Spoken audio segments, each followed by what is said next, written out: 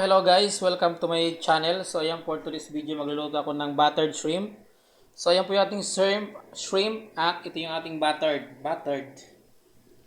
Let's watching and siyempre pala share.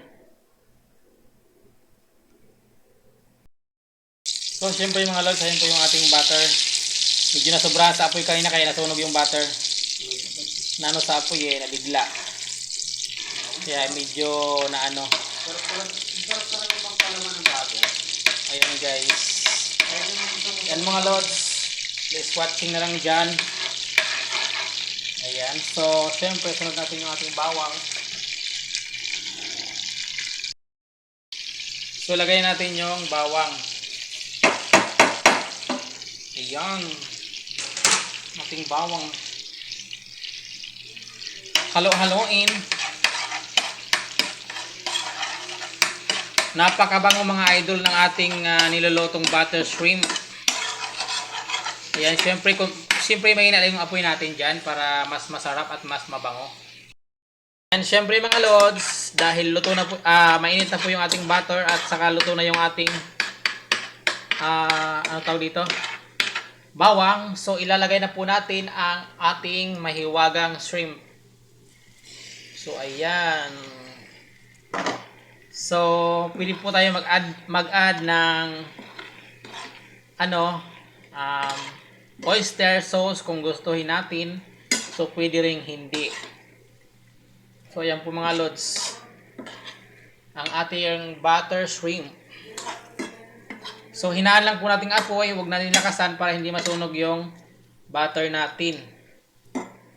So, lutuin natin siya sa mahinang apoy. Ayan, minekos-mekos. Napakasarap po ng ating butter shrimp at napakabango. Siya na all.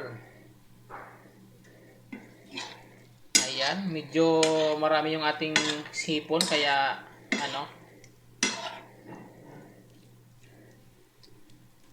At habang nagpapaluto ako niyan ay hihiwain ko naman itong ating gagamiting dahon ng sibuyas. At meron tayong So, hahaluin na naman po natin siya mga lods. Ang ating shrimp. Haluin.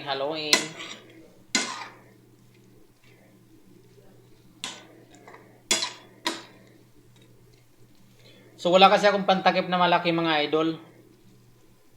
Wala akong pantakip na malaki kaya hindi ko na siya tatakpan. Po mga lods, mga guys. Malapit na siyang maluto at medyo dumami yung sabaw kasi syempre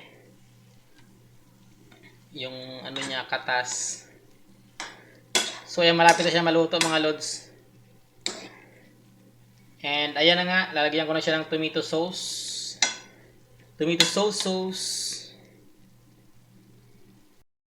Ayan, so mga lods, lalagyan po siya natin ng kaunting kaunti lang naman. Ayan. Sakto na yan. Pampakulay lang siya mga lods